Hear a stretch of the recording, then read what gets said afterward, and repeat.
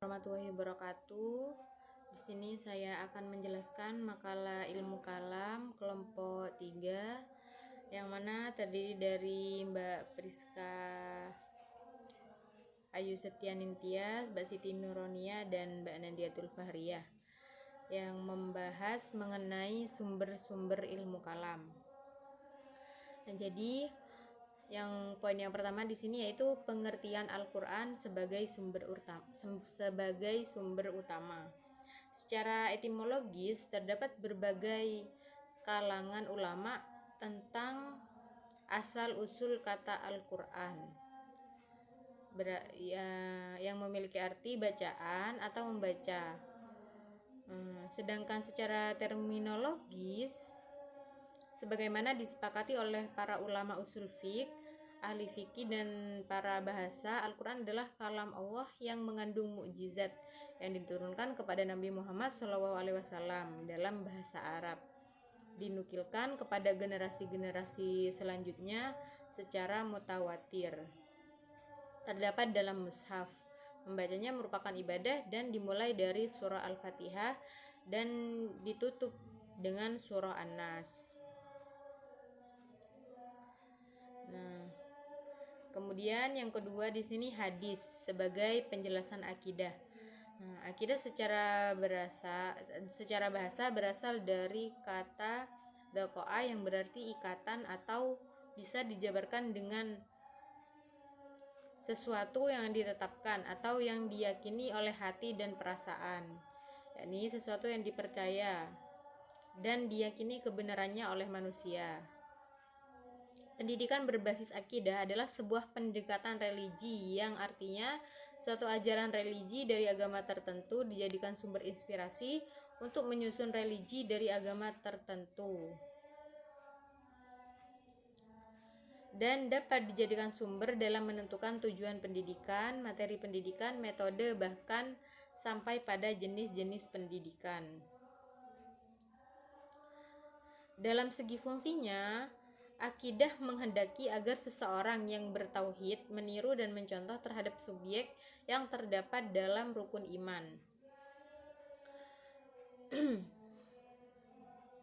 Jika kita percaya bahwa Allah Subhanahu wa Ta'ala memiliki sifat yang mulia, maka sebaiknya orang yang bertauhid meniru sifat-sifatnya seperti Rahman dan Rahim. Bagi manusia yang memiliki rasa meyakini dan mengimani Allah Subhanahu wa Ta'ala, sudah seharusnya manusia tersebut bersikap kasih sayang kepada makhluk dan yang lainnya. Nah, dari penjelasan di atas dapat disimpulkan bahwa antara akidah Islam dengan akhlakul karimah memiliki hubungan yang erat dan melahirkan akhlak yang merupakan cerminan dari akidah. Yang kemudian poin yang ketiga yaitu akal atau rasionalitas dalam ilmu kalam. Ilmu kalam adalah salah satu ilmu yang menggagas perbedaan pemikiran dalam cara memandang pokok keilmuan, tauhid, kepercayaan, keimanan, menuju penggunaan pemikiran yang lebih rasional. Ilmu kalam merupakan sumber keilmuan yang di dalamnya mengkaji tentang keimanan dan ketauhidan kepada Allah Subhanahu wa Ta'ala dan menjadi ilmu dalam perkembangan dalam beberapa ilmu tersebut termasuk akidah Islam. Peran akal dan ilmu kalam sangat signifikan, terutama dalam membuktikan keberadaan Allah dan sifat-sifatnya melalui argumen-argumen filosofis dan logis. Namun, terdapat perbedaan pandangan mengenai batasan akal dalam memahami wahyu. Sebagian aliran seperti Mu'tazilah memberikan peran yang lebih dominan pada akal, sementara aliran yang lain seperti Asy'ariyah menekankan supremasi wahyu meskipun tetap mengakui pentingnya akal dalam memahami dan memperkuat keyakinan. Poin yang keempat di sini yaitu pengertian ijma atau konsensus dan qiyas dalam konteks ilmu kalam. Secara etimologis, ijma berarti kesepakatan atau konsensus. Dalam konteks ilmu kalam dan usul fiqh, metodologi hukum Islam, ijma merujuk pada kesepakatan bulat para ulama mujtahid atau ahli hukum Islam yang memenuhi syarat untuk berijtihad pada suatu masa tertentu setelah wafatnya Nabi Muhammad SAW mengenai suatu masalah agama atau hukum. Dalam ilmu kalam, konsep ijma memiliki implikasi penting dalam menetapkan kebenaran suatu doktrin atau prinsip akidah yang tidak secara eksplisit disebut dalam Quran dan Sunnah.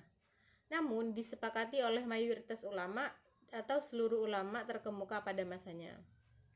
Ijma dipandang sebagai sumber otoritatif dalam menetapkan keyakinan dan praktik keagamaan, mencerminkan pemahaman kolektif umat Islam yang terjaga dari kesalahan. Sedangkan kias secara bahasa berarti mengukur, membandingkan atau menganalogikan sesuatu dengan yang lain. Dalam konteks ilmu kalam, kias merujuk pada metode penetapan suatu keyakinan atau prinsip teologis baru berdasarkan analogi dengan prinsip atau keyakinan yang sudah mapan dan memiliki dasar dalam Al-Quran atau Sunnah. Karena adanya persamaan ilat atau alasan karakteristik esensial di antara keduanya. Dan poin yang ketiga di sini yaitu peran logika atau mantik dalam pengembangan pemikiran ilmu kalam. Masuknya ilmu logika atau mantik, terutama dari tradisi filsafat Yunani, memainkan peran transformatif dalam perkembangan ilmu kalam. Sebelumnya, argumentasi dalam kalam lebih banyak bertumpu pada interpretasi tekstual dan retorika. Namun, diperkenalkannya logika Aristoteles dan para pengikutnya, para mutakalimun memperoleh pangkat analitis yang lebih sistematis dan terstruktur untuk merumuskan argumen teologis. Logika menyediakan kerangka kerja yang jelas untuk membangun premis, menarik kesimpulan yang valid, dan mengidentifikasi kesalahan dalam penalaran lawan.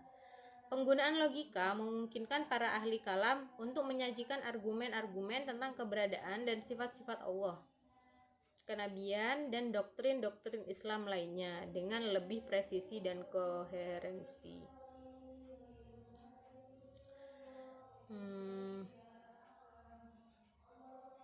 Meskipun demikian, adopsi logika dalam ilmu kalam tidak selalu tanpa kontroversi.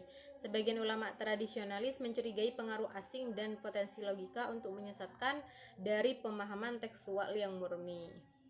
Jadi mungkin itu saja yang dapat saya sampaikan. Kurang lebihnya mohon maaf. Wassalamualaikum warahmatullahi wabarakatuh.